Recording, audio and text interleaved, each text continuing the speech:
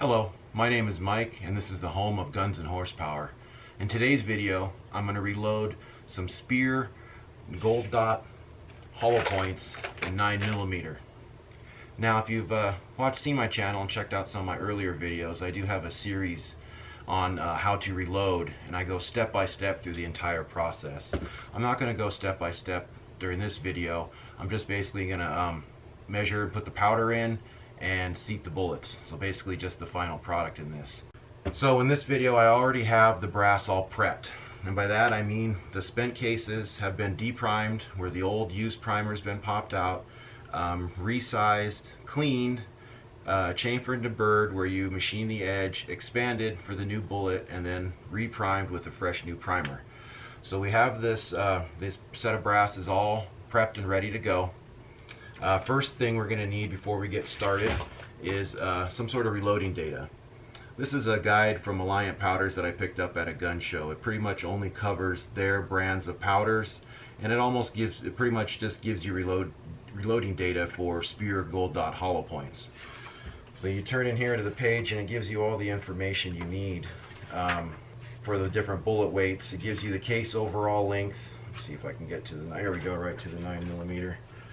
So this data, it gives you the case overall length, which in this case for the Speer gold dot hollow points in 147 grain and 9mm, it's 1.130 inches. That number is a little different than other brands' hollow points, like Hornaday's is a lot shorter, Hornaday XTPs and so forth. So that number is very important. It gives you several different powders, 3 different powders for that bullet range, and then the weights, max charge, and the velocity for that max charge.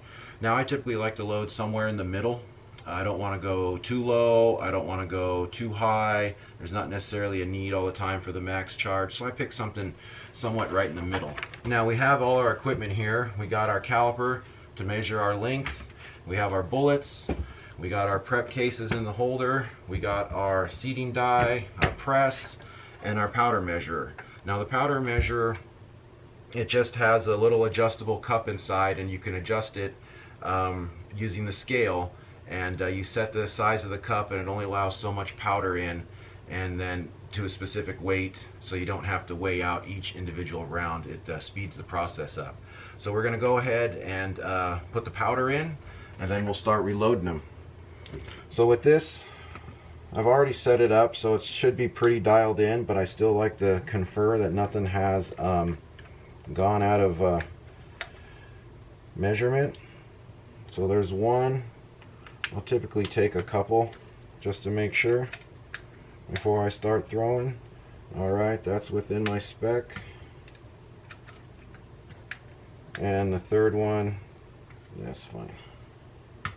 So we'll go ahead and throw some here, some powder in these.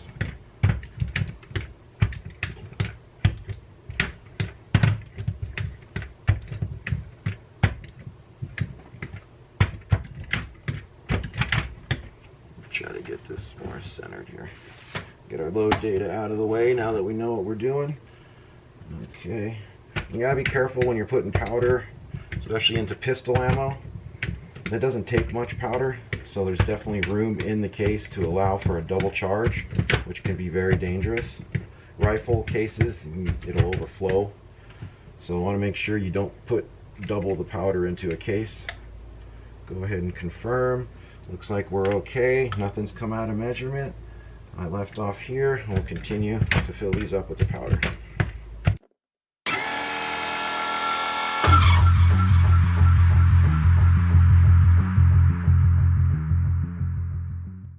All right, got them all loaded up. Now you can see them there. Got all our cases. I don't want to tip it too much. Got the powder in there.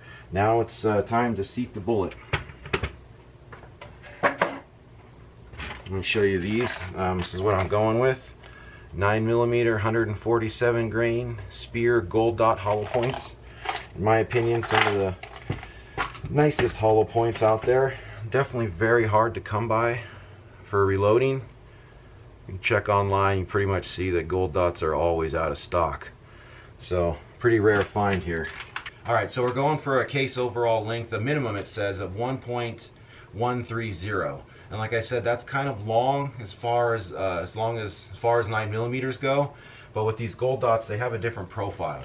So I'm going to try to keep it right about there. So not knowing exactly where my seating die is set up before I do the first one, I'm going to back off the position. Go ahead and get the bullet in there.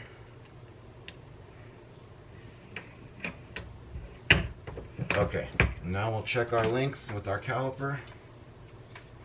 See what we got. Alright, we got 1140. So I don't want to make it too short, so we'll go ahead and turn it down. Go ahead and try it again. Now see what it brought it down to. There we go. That's pretty good. That was 1128. We'll back it just a little and try the second one.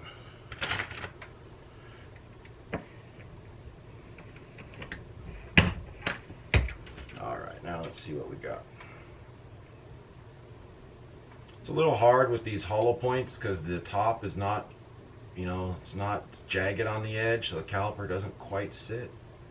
But we're looking pretty good. We're at 133. I'm going to bring it down just a little.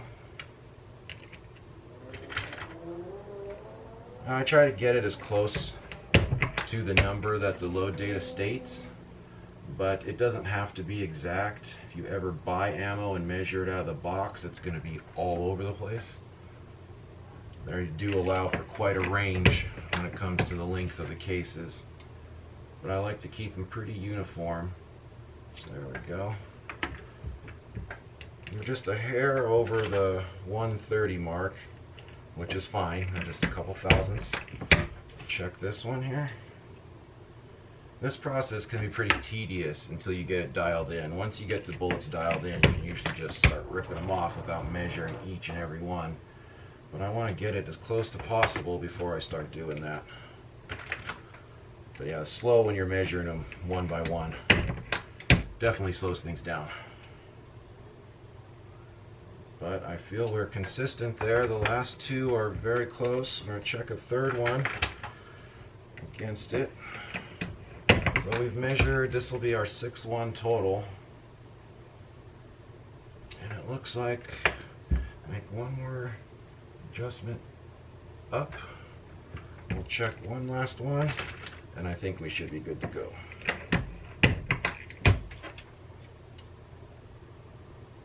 There we go, spot on. So the last three have been very, very close, or the last two before that one, and that one was spot on. So we're going to go ahead and hammer these out. Take our bullets out. Now this process goes pretty quick. Once you have the brass all prepped, that's pretty much most of your time right there. So you get the brass all prepped, and then the easiest part is powder and bullets. And then you can reload and make your own ammo. It's just as simple as that. You need all the equipment. So you have an initial investment, and then after that, it's just money savings the rest of the way. So when you can't buy ammo, you can usually always buy the components. Those do go through shortages as well.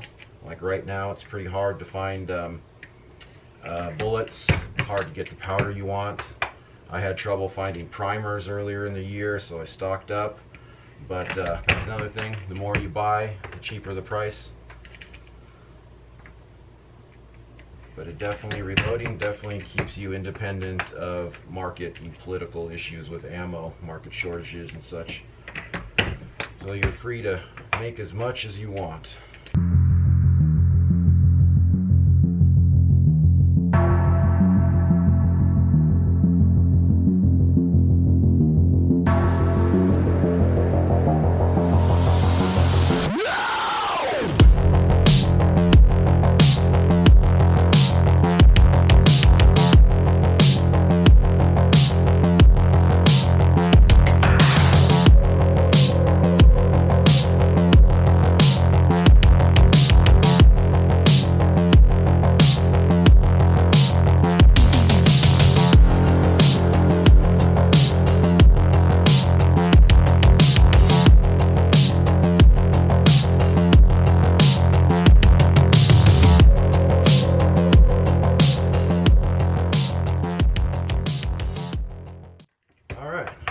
have it.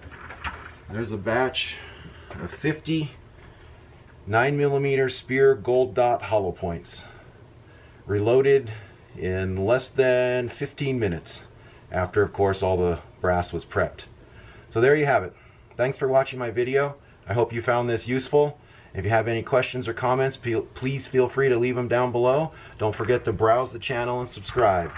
Thanks again for watching. See you next time.